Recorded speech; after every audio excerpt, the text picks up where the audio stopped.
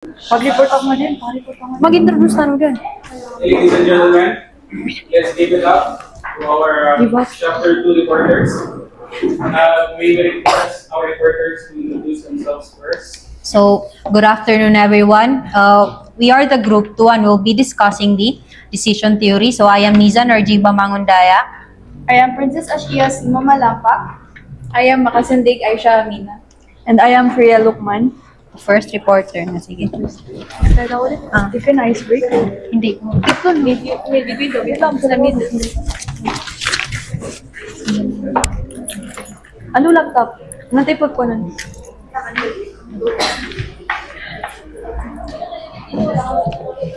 Wait na. Dapat napahad ito.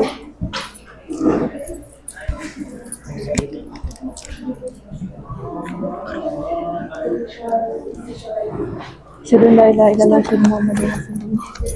Wait lang, dapat napahad ito. I will be your cameraman for today.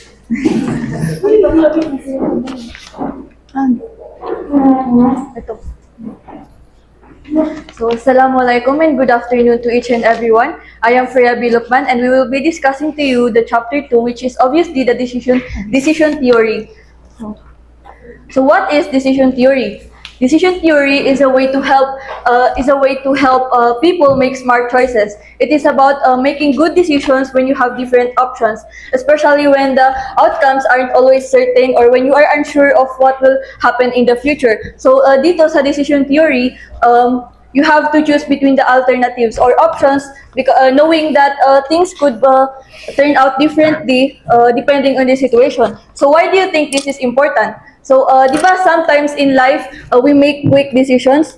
I mean, not sometimes, but always. We always make quick decisions, like no thinking needed at all. Like, for example, deciding on what to eat for breakfast, choosing what to wear today, especially pag late ka na, di ba, hindi ka na makapag-isip ng maayos. But in life, sometimes you need to make a serious decision, like, for example, starting a business. Dito na you have to evaluate and you have to evaluate the benefits and losses kasi pwede niyang maapektuhan yung life and career mo. Tulad ng example kahapon ng mga reporters, which is si Daisy and Husana, di ba nag-start sila ng business without thinking at all. Hindi sila nag-research, hindi nila pinlano ng maayos. Ang ending, nagka-loss sila. So that is why decision theory is important. So to help you with serious decisions, we use the quantitative analysis, yung math and statistics. So here in our report, we're gonna make some calculations and compare the options and make the best decisions. So here are the steps in problem solving. So in general, we have these four basic steps. First one is define the problem clearly, identify the possible solutions, weigh the advantages and disadvantages of each solutions, and choose the solution with the most advantages and least disadvantages. But under the decision theory, we add more steps to it because it involves uncertainties, outcomes, probabilities, and payoffs. So here's the first step in under the decision theory. Number one is to clearly define the problems at hand. So later we will provide you an example, a problem for you to understand these steps more. So for now, I will just state to you these steps. So the second one is list all the possible alternatives.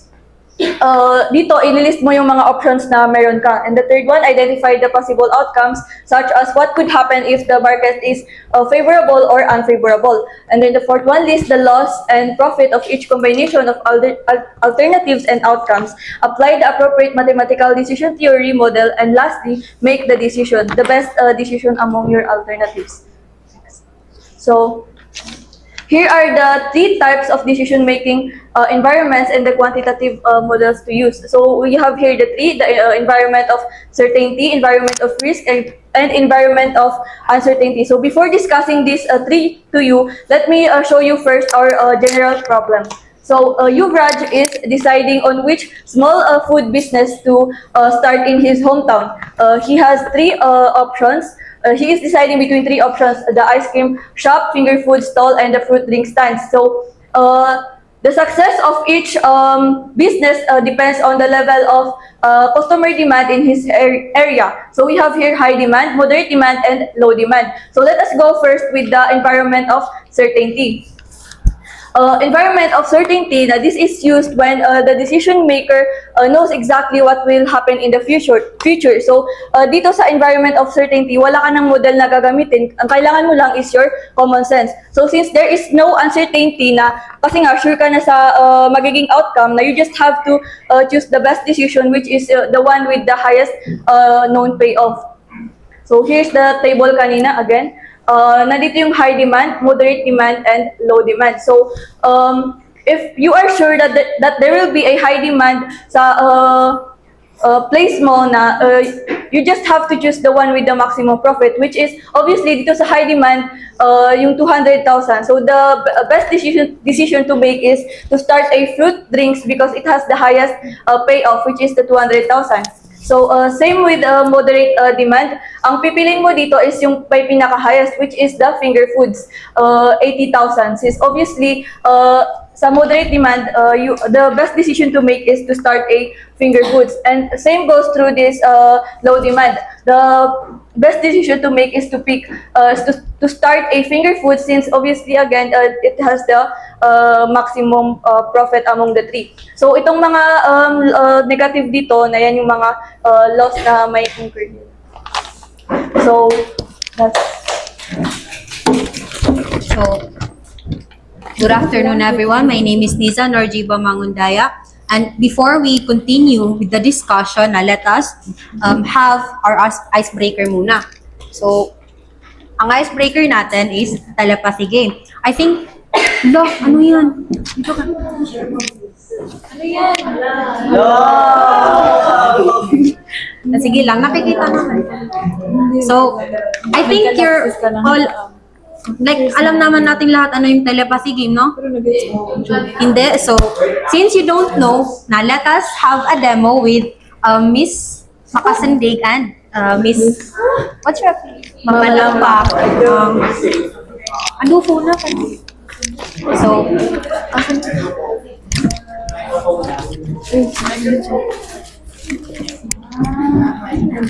oh, shit.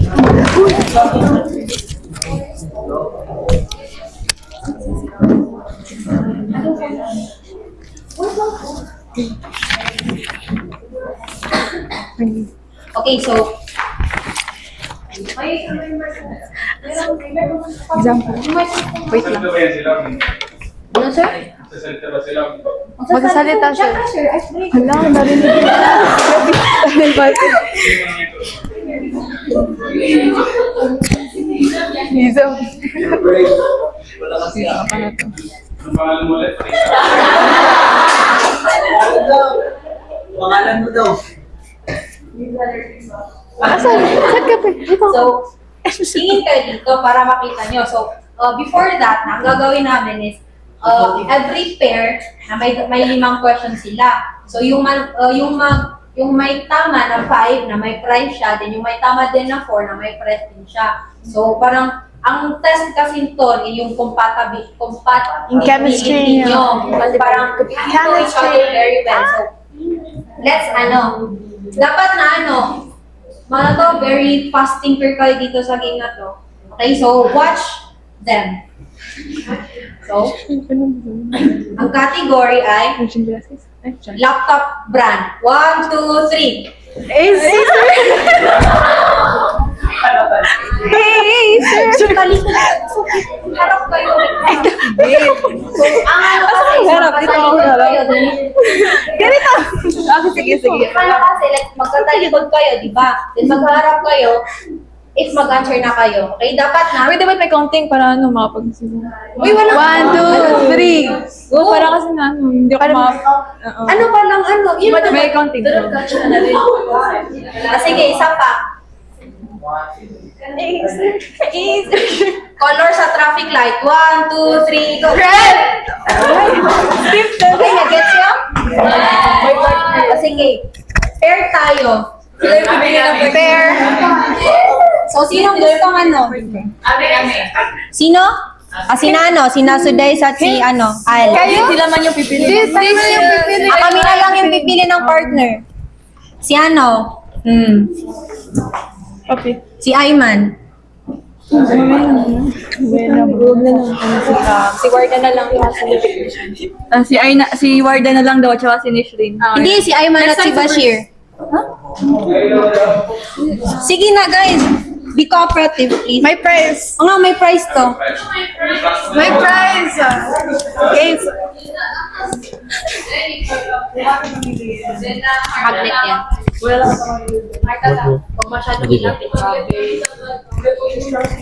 So every pair na may 5 categories na dapat na yung maka-answer ng 5 na yun, na may prize sila. At yung 4 din, may prize din. So ang first category nyo is tanim sa bahay kubo. 1, 2, 3. Singkamas? Dam ya ako na. Sir. Sir, nakalimutan ko yung mga vegetables. Ay, ang kito sa natap.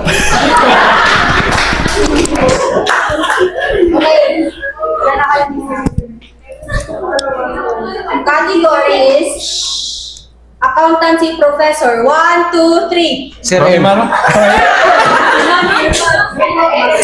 Ay, sorry. Ay.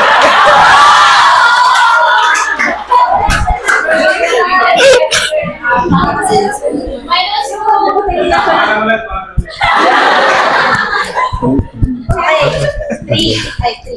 Category is city. 1, 2, city sa Philippines. 1, 2, 3. Marami. Tinig ka? Tinig ka? Marami. Kinagbus siya. Ay, kinagbus siya.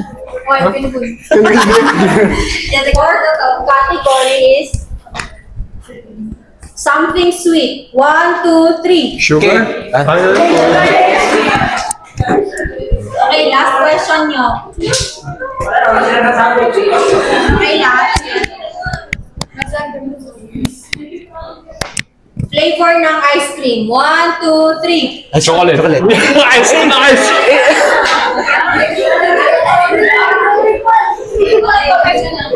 Wala, isa lang yung ano nila. Ano ba yung points? Isa, sino pa? Sina Ate Mikay muna. At si Ate Jom. Hali kayo. Nag-raise naman siya si Calvia tsaka si... Kaya nga, hali kayo. Hindi mo pinatay sa mga price. Ha? Si Suday.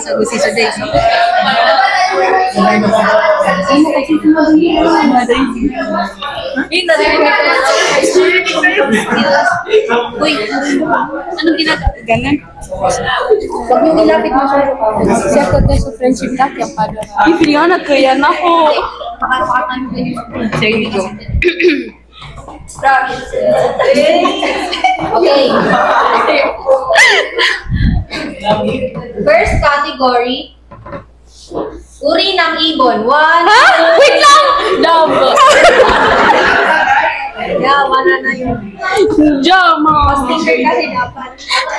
Sige. Ikaw hindi mo din napuntan? Ay, naku! Okay, hindi. Single mother pa. Sige. Numbers from 1 to 10. 1, 2, 3. 1. Talikod ka, Lupi. Gusto mo ng 5 at saka puno? Yes, sir. Category is street food. 1, 2, 3. Quick! Last din na to? Eh, tatlo lang. Wait, katatlo pa lang yun. Sabi ko, isa na yung score niyo. Ay.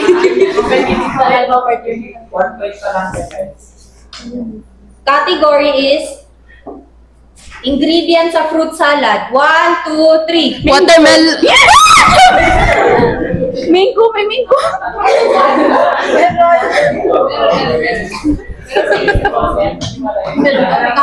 Last category na someone in this room. 1, 2, 3. Liza.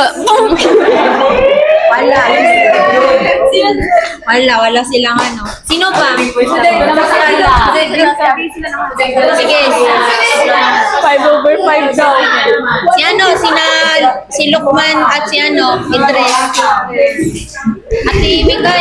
Ate Mikay. Kagyo sila mo perfect. Ay. Go!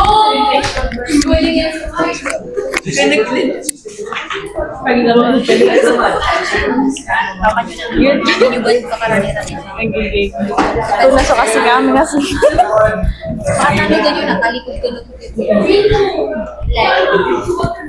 First category is anything circle. 1, 2, 3. Ah, okay. Sorry. Sige. Second question is something na mabaho. 1, 2, 3. Time! Yun na medyo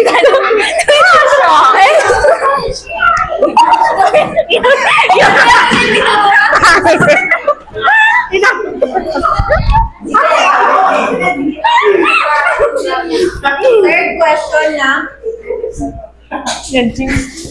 character sa Encantadia. 1, 2, 3. Kinalami rin namin yan. Hindi lalaki na. Katrina yan. Sige, for the fourth question is topic sa A1. 1, 2, 3. Receivables.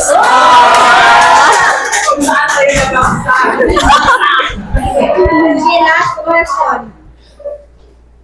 Name a planet. 1, 2, 3. Mars. Mars.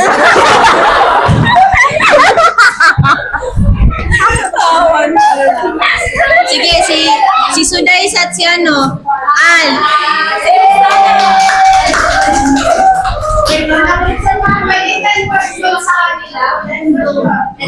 Hello. Walang na.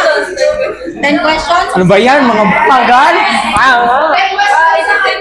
Gusto na sila yung last? Ano ba yan? Hindi man tayo main character vibes. Sige. Nakabala ako. Uy, dali yan yung... Uy, dali. Okay, sige. Yung alam ko Sige. Category is number sa electric fan. 1, 2, 3. 3! Ay! Ano kami kasi aircon. Hindi kami electric fan. Hindi, hindi yung 1. Ang yung 1. Ay, may 1, 2, 3 doon. Makikita sa kitchen. 1, 2, 3. Kutsilyo!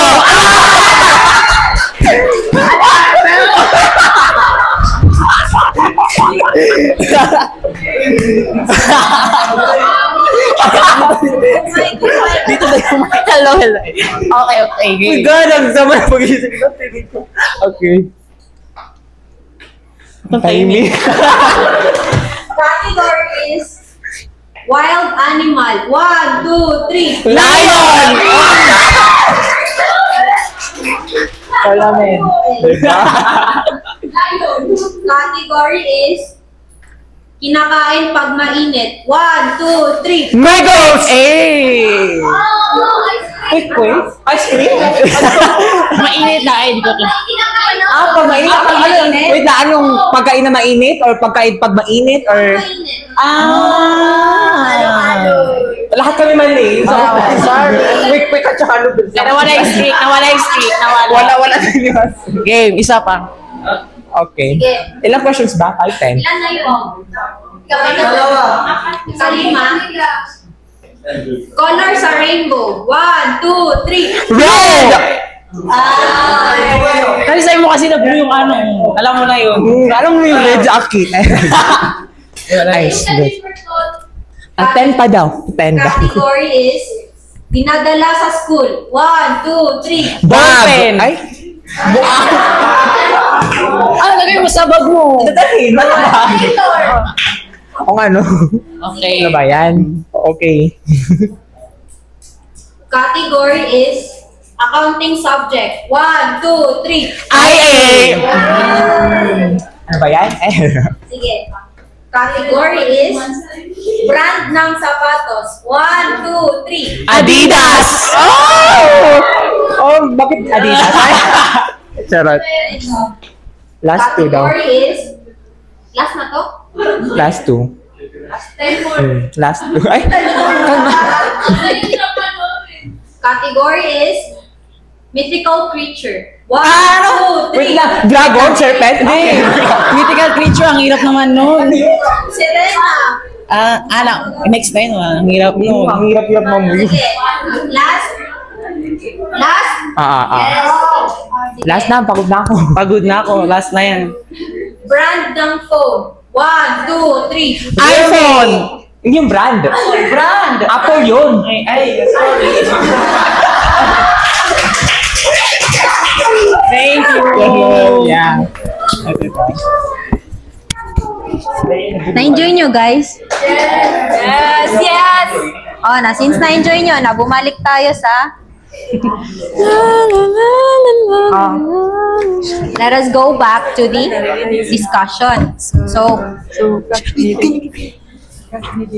So, good afternoon, everyone. My name is Niza Norjiba Mangundaya, and I'll be continuing the discussion of Ms. Freya Lukman. So, the second environment in the decision theory is the environment of risk. So, before we tackle this now, why do you think environment matters? Why is it important ba?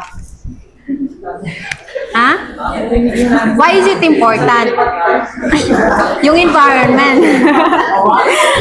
Okay. So, the kind of environment kasi na dictates what kind of model you should use. So, isipin nyo na, for example, na nagdala kayo ng computer sa volleyball game. Anong meaning nun? Diba walang silbi?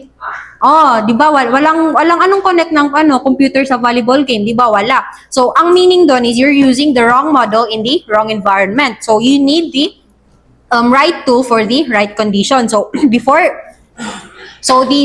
environment of risk exists when the decision maker does not know for certain what outcome will prevail, but he has an idea about the probabilities of occurrence of all outcomes. So, itong environment na to na parang you don't know for sure what the outcome is, pero may idea ka what are the probabilities. Parang hindi ka sure ano yung magiging result, pero alam mo yung chances mo.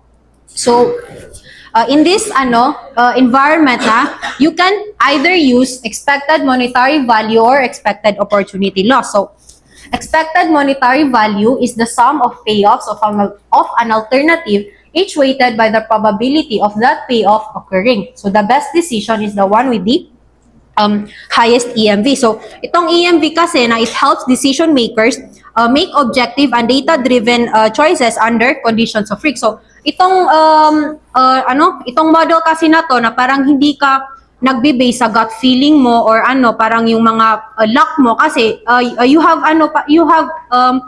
numbers naman to compare kung ano yung pinaka best decision mo. So, itong EMV na ang gagamitin mo lang is weighted average. So, alam niyo naman paano mag-compute ng weighted average, no?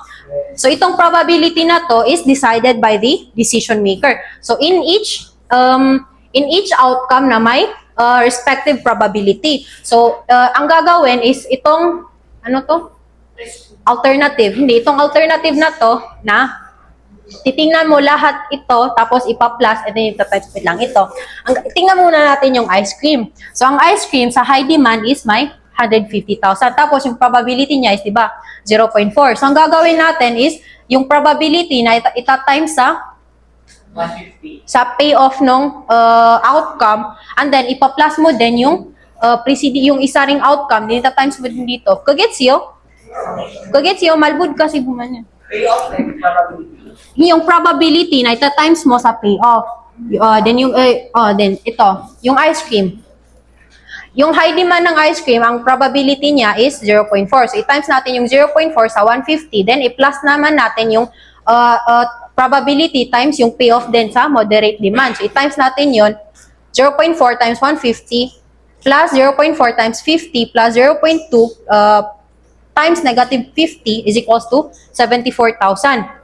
So, makuha natin lahat yan, di ba? May makukuha tayong result na sa rule kasi sa EMV na ang kukunin natin is yung highest payoff. So, ang highest payoff dito is yung finger food stall. So, ang meaning nito is, ang papatayo mo ay, okay. Gets yun? So, EMV. Gets yun, pure. Okay, so, ang sunod, another model under risk is the expected opportunity loss. So, expected opportunity loss is the sum of losses weighted by the respective probabilities for any given alternative. So, ito kasi, di ba, kasi sa EMV, tinitingnan mo yung best payoff. Ito kasi sa expected monetary loss, na parang you're making a choice of parang yung least expected regret, which is useful if ikaw yung tipong tao na parang very cautious and very overthinker. Ito kasing expected opportunity loss na parang iniiwasan niyang magpikit. Iniiwasan niyang mag-isip ka na, sana pala na ito yung ginamit ko, sana pala itong pinili ko. Yun yung parang parang iniiwasan mo is mag-regret ka na hindi mo pinili yung choice na yon. So, para matingnan natin kung sa expected opportunity loss na, gagawa tayo ng table of regret. Itong table of regret na to, na yan yung parang, if ito yung piliin mo, for example, pinili mo is ice cream. Pero, as you can see naman, ang pinakamalaki is, di ba, 200. Since pinili mo yung 150, pero may best payoff naman, anong parang regret na makukuha, mag-prevail? Ilan? 50,000. Meaning na, mali yung mo. Gets you? Yes.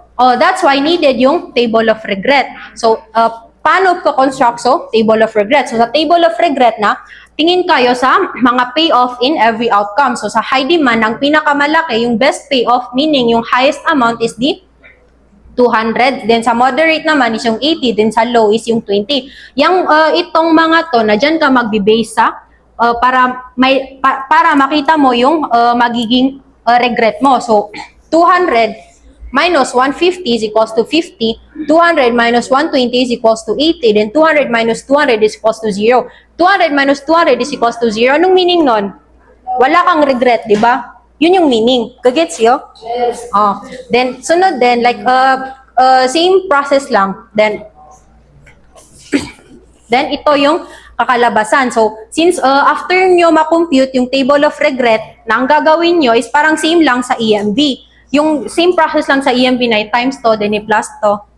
Then, after nyo makuha na, di ba sa EMV is kukunin nyo yung highest. Ito kasi sa EUL is yung lowest. Kasi, itong mga to na ito yung losses na, ito yung expected losses na makukuha mo if ito yung piliing mong choice. So, syempre, ang kukunin mo is yung lowest talaga. Gets? So, ang pinaka-lowest yung 32. So, take note na yung result sa EMV at sa EUL na yung choice dapat is magkaparehas.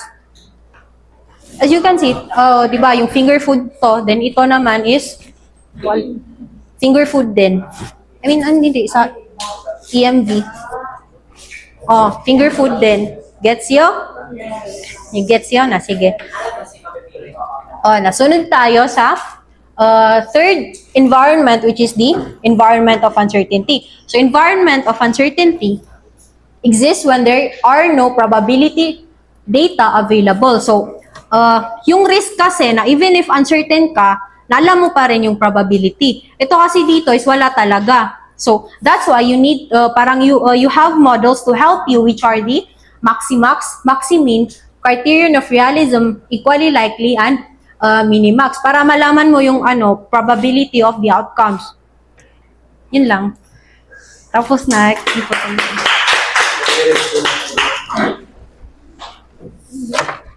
walang nanalo man, no? Pero yung participants na sige. Sino participate? Pero to. Okay. Bilangan ako. Wala, meron tayong snacks. Yun. Isa lang. Can I request the reporters to go back to the first slide? Pakipindot yung home.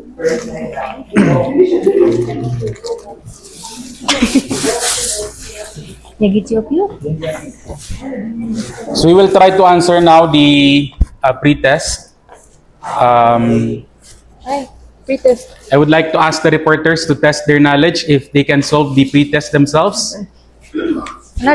But before we start, no. Anyway, I will see it naman, pero mamaya muna. Sige. So sa chapter na to, by the way, again, this is chapter number 2, decision theory. And na-mention ata na reporters kanina na in businesses, some owners make decisions based on their gut feels. Pero dito, when we apply quantitative analysis, we will be using mathematics or computations or analysis to make a decision. So example lang, we have the choice between A and B. Pag pinili mo si A at nakataon or lumabas na mahal ka talaga niya, you will get 100,000 pesos. Pero kung lumabas na hindi ka pala na gusto, ikaw pa'y mawawala ng pera, 10,000. No. And si B naman, pag siya yung pinili mo and totoong mahal ka niya, he will give you 50,000. Pero kung hindi ka pala na totoong mahal, bibigyan ka pa rin na ng 10,000. If you're to choose between A and B, sino sa tingin niyo ang pipiliin mo? Si B. Diba? Si B. Kahit ano mangyari, may pera pa rin, diba? So, that's an example of decision theory. You will have a basis. Pero, para makapaggawa ka ng decision mo, you must gather the data first. Kasi, in some businesses, they simply make a decision based on gut feel. So, sa decision theory, we will be gathering data. So, for example, you will gather data. Magkano yung makukuha mo kay A kung totoong mahal ka niya, at magkano naman ang makukuha mo kay B kung mahal ka niya talaga. At magkano yung mawawala sa'yo or makukuha mo kung hindi ka pala nila mahal. So, you need to gather that data and you will use that to make a decision. Ang sabi ng iba sa inyo is they are more risk averse. You will encounter that sa environment of uncertainty. Sa environment of uncertainty, ang pinakaiba niya dito sa environment of risk is the, anong binention ng reporters kanina? The probability. So if we do not have idea kung magkano yung probability na mahal ka ng tao or hindi, then that is environment of uncertainty, hindi risk. So under the environment of uncertainty, madi-discuss then in the later part of the chapter, we have this what we call minimax. Minimax is the, and the maximin rather. Maximin, ibig sabihin ng maximin ay, ito nga pala, maximum of minimum. Maximum of minimum means, medyo may pagka-optimistic ba or pessimistic? Pessimistic, no? You will expect the worst outcome from each alternative, and then among the alternatives, pipiliin mo alin sa mga alternatives na yun ang magbibigay sa'yo ng pinaka-the best or least worst, or may ganoon ba na word? Least, okay, I'm not sure kung mayroon ganon. Yung pinaka-mabuti out of the worst. So yun yung miniminya na Best of the worst. Maximum of minimum. So in that illustration of mine, ang minimums natin for A, ang pinaka-worst na makukuha mo will be kapag mawawalan ng 10,000. Kay B naman, makakakuha ka ng 10,000. Okay? Worst comes to worst. That will be the situation. Kay A, you will lose 10,000. Kay B naman, you will still get 10,000 pesos. So between A and B, you can choose B, and that is based on a decision model na tinatawag na maximin or maximum of minimums. So to answer this problem, first we answer the environment of risk. So kung saan meron tayong probabilities. So the probability that the weather will be sunny and actually will be, pinalitan ko yan, the probability that the weather is rainy is 60% and the probability that the weather is sunny. Anong ginawa nyo? Bad yung rain. If JPA forecasted that there is 60% probability that hindi ka nagtanong? Kasi chinek nyo lang yung sagot ng iba. 60% probability that the weather will be bad. So saan ginamit yung weather will be bad? Sa rainy ba? Sa rainy. So let's assume na pag rainy, tulad ng last JPA fair, na umulan ng malakas kaya hindi masyadong naging mabenta. So, let's say the bad weather is 60%, which is the weather is rainy, and then big sabihin din nun, ang other percentage or probability is sunny, which will be 40%. So what do we do? Wait.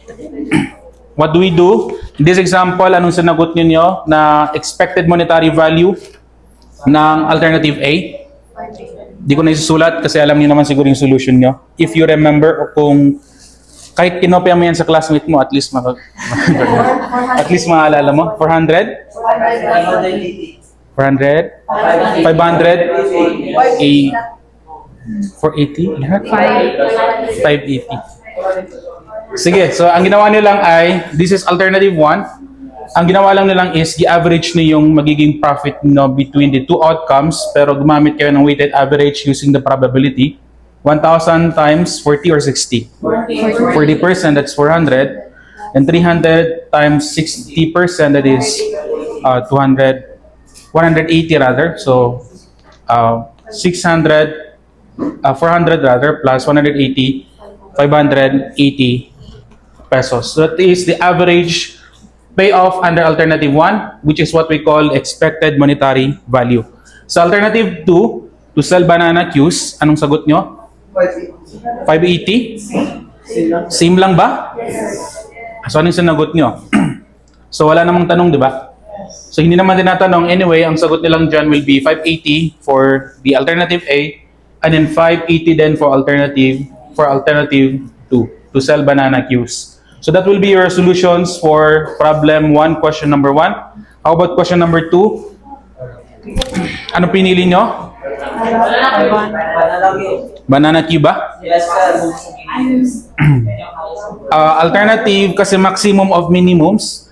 So dalawa yung pagpipilian natin, French fries or banana cues. Ang pinaka least na payoff or net profit under alternative 1 ay 300. Kaya banana cues ay 500. So ang minimum na in-expect natin from each alternative ay 300 for the first, 500 for the second. So ano yung maximum sa dalawa? 500, and therefore we choose banana cues. If you were to be asked bakit ganyan ang pinili mo, you will have at least a basis na pinili mo yan because you used the model of maximum of minimum. You expected the worst from each alternative. So yun lang yung sagot niyo dyan for the problem 1, questions 1 and 2. Pakibaba. Yung sa baba naman actually, this is just a test kung nag-skip or nag-browse kayo or nag-skim kayo ng book. Obviously, when we say maximax, under to sa uncertainty, criterion of realism, uncertainty, lahat ng expected monetary value ay environmental risk, and then sa minimax, yan ay uncertainty. So, yun lang so far ang na-discuss. Then next meeting, we will continue sa ating environment of uncertainty again. Ma'am Jazz, yung kanyang mga sections is already in the chapter number 3. Hindi tayo magpapahuli. Kasi pag magpapahuli tayo, medyo napapressure tayo. Kaya magklase tayo bukas para hindi tayo nagmamadali. Friday din. Sa Friday, sir, na. Ano meron sa Friday? Sabi mo long quiz. Yeah. Pag matapos yung chapter, hindi naman siya as in long quiz na one meeting talaga. Like mga 30 minutes. Kasi kung gusto niya ng one meeting talaga, ibig sabihin, I will prepare a very long quiz kung gusto niya naman. Ano yung gusto niya na quiz after chapter 2? Ito. Kasali yung sa chapter 2, kasali yung quiz niyo pero hindi kayo exempted. Di ba nasabi ko na? Sir, kami exempted? Kayo yung exempted. Kami exempted? Sir, Pero hindi ko sinasabi niya kanina. After nito. Most likely ba Friday? Bakit pala?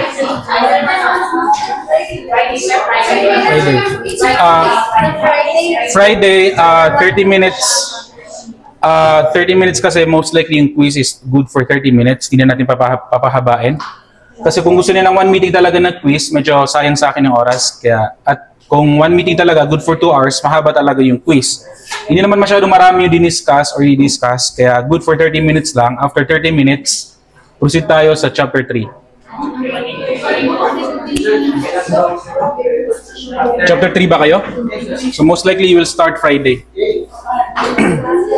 Bukas ay Thursday, di ba? So, any questions so far? Questions kayo? May questions din kayo sa reporters? Wala pa? Wagas na. If wala nang tanong, then walang sagot, class dismissed. So, good afternoon, teaching everyone. We are the group 2, and today we're going to continue the decision theory and the remaining parts that needs to be discussed. So before that, let us first introduce ourselves first. My name is Princess Ashia Sima Malampak. My name is Aisha Amina G. Maximdig. Start na? So, okay.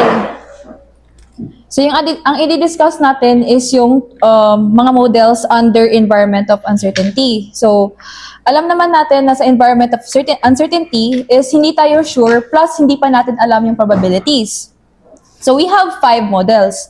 We have Maximax model, we have Maximin model, criterion of realism model, equally likely model, and the Minimax model. So, i-discuss natin siya one by one. So first is yung Maximax model. So yung Maximax model is yung, ito yung mga taong being optimistic, like, optimistic. Sila yung mga optimistic thinker na yung iniisip nila yung ano yung best possible gain or yung best possible profit sa magiging business nila. So using this model is you want to go for ano yung magiging yung magiging best sa mangyayari sa business mo. So that means na you're not worried sa mga loss or risk. Kaya this model is perfect for the business owners or decision makers na risk taker or confident entrepreneurs.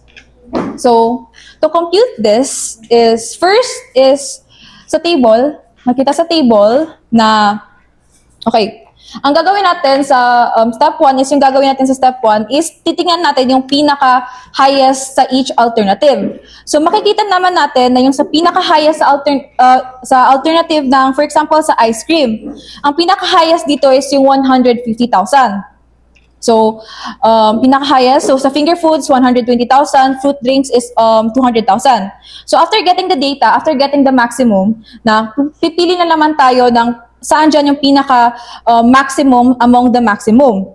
Okay, makita natin sa maximum, 150,000, 120,000, 200,000. So, asan dito yung pinaka-highest? Di ba yung 200,000? So, yan yung magiging decision natin. So, ang decision natin is to start a fruit drink stand. So, next naman is yung Maximin model. So, sa Maximin model is ito yung opposite ng Maximax model. Because from being optimistic, ito naman is yung naging pessimistic thinker ka dito. So, ito yung mga decision maker na super cautious and always thinking na ano yung magiging worst na mangyayari sa business nila. So, kumbaga, instead of aiming high, na iniisip nila dito yung kung ano yung magiging worst case scenario. So, to compute this is, titingnan naman natin, di ba yung kanina sa Maximax model, is yung titingnan natin yung pinaka-highest. Ngayon, yung titingnan natin sa alternative is yung pinaka-lowest. So, yung di ba, makikita natin dyan, yung pinaka-lowest is yung negative 30,000. And then, sa ice cream. And then, finger foods naman is yung 20,000. And then, the fruit drinks naman is the negative 50,000. So, after getting the minimum, na kukunin naman natin yung pinaka-highest. So, makikita natin dyan, ang pinaka-highest dyan is yung 20,000. So, yung decision natin is, we're going to start a finger food stall. So, yung tatandaan lang natin is, sa Maximax model is, pipili natin yung highest and then highest. And then, sa Maximin model is yung lowest to highest. Gets? And then, next one is the criterion of realism. So, criterion of realism is ito yung between, hindi ka optimistic, hindi ka more pessimistic, but between ka sa doon. So, the 0 stands for the pessimistic, And then 1 is stands for the represent the optimistic. So to compute this is we have, so yung between ng 0 and 1 is yun yung criterion of realism. So meron tayong formula which is, hindi nakita dito. Okay. Ang formula niya is yung coefficient of realism, yung A times the maximum payoff ng alternative, and then plus i-add natin yung remaining ng A dito times the minimum of payoff ng alternative. So para mag-guess natin na mabuti is yung let's take an example here sa ice cream, which is assume natin na yung A is 0.8, which is mas more optimistic tayo, di ba? So yung A is isa-substitute natin siya. Wait lang. So 0.8 yung magiging A natin. So times the 150,000.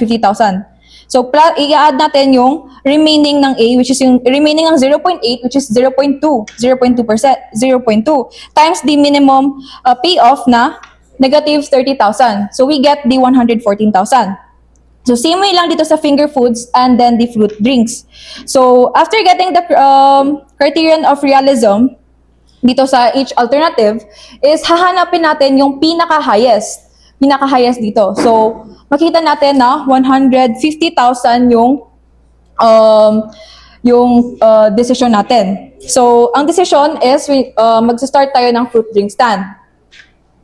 So sa equally likely model naman is, di ba wala tayong possible na probabilities. So iti-treat niya to lahat na equal.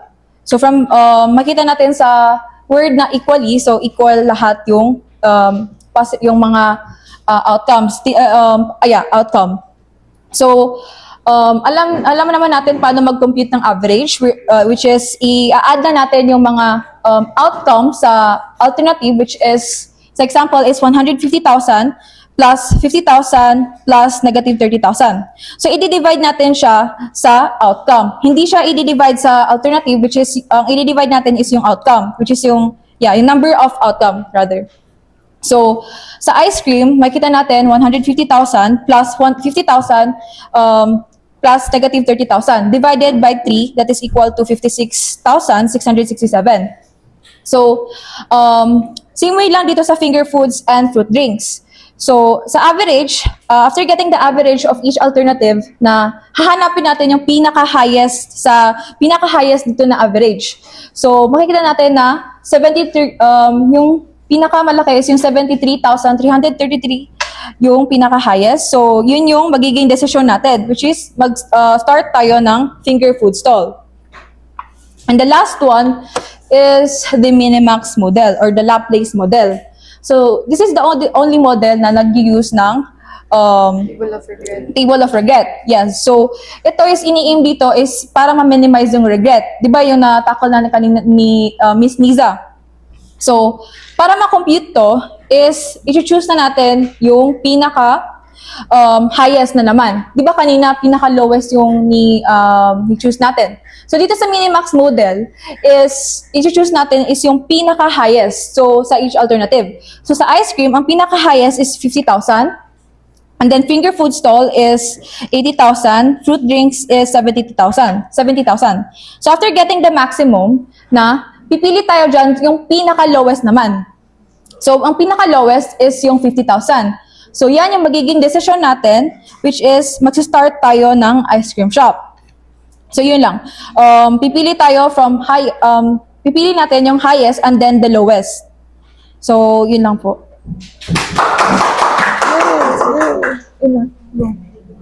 So, gets nyo ba yun lahat? Yes. No questions doon sa models? So, mag-icebreaker muna tayo. Icebreaker. Mag-icebreaker muna tayo before i-continue yung remaining parts. Kailangan namin ng 15 participants. Dito sa front. May prize. Anong prize, Niza? Secret. Basta pagkain. Sino yung mag-participate sa front lang? 15 participants. Okay, dito kayo sa front. Explain namin dito pag nandito na kayo. Bawan. Guys, halino kayo guys. Guys, 15 participants. Kailangan mag-icebreaker. Bunti nga sila nila. Guys, please participate. At na prize yan, promise. Enjoy po na yan. Malbud Ken po, Malbud. Boys participate. 15 lang. Prize salita. Uy, girls! Sali na kayo naman. Sali na kayo. Ang dami ng Hindi kasi Malbud kasi. Hindi ko kasi, Malbud Malbud ma-eliminate. Sali kayo. Sali kayo. 369.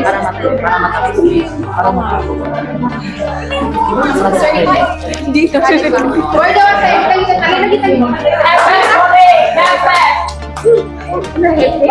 Zay, Hindi, Malbud na. Malbud po. Ayaw, 1, 2, 3. Hindi. Hindi, clap lang. Para yung water. Boys, punta kayo. Punta na kayo. Punta na rin mga wata. Ano ba ito? Hindi siya pepori nga. Uy, may jacket ba yan ni Kuya Win? Ilan na? 2, Jacket 2, 4, 6, 8, 10, 12, 14, 15. Ito yung kasali. Yung jacket mo dito. Bilis sila? 15 na daw, 15 na daw. Oh, 15. Kasali kayo. Hindi, okay lang pala yung 15. Hindi. Award? Hindi, comment kayo. First ka no, guys. Malokan mo. Fire ba ito? Fire? Mga honor list. Okay, so ang gagawin na isa buto, winner dito. So ang gagawin ay ang icebreaker natin is 369. Pagka-count kayo na yung numbers na may 3, 6, and 9 na clap. Hindi kayo magsasalita ng numbers. Try nyo, friend. Hindi. Oh, yung 33 na, no? Yung 36 na. Oh, yung 13, 16, 19. Sige, try nyo. Lahat ng May video sa ba dito? Oh, not divisible. Yung numbers na ba may 3 or 9? 3, 6. Len. Sige, trial. Sige. Start.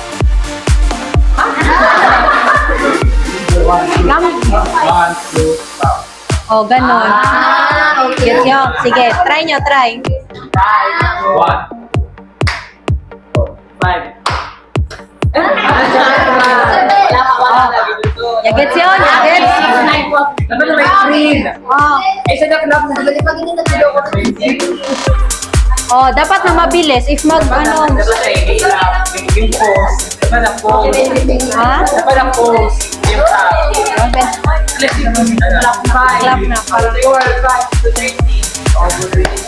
Oh, yung lahat ng numbers na may clap. Ito, clap. For example na, 33 na, ganun. If 23 na isa lang, kasi isa yung ano. Guess nyo? Guess na, guys? Clap. Kapag na may 13 ka. May set ano ba ba? Okay. Play? Sige, dito mag-start. 1, 2, 4, 5. 10, 12.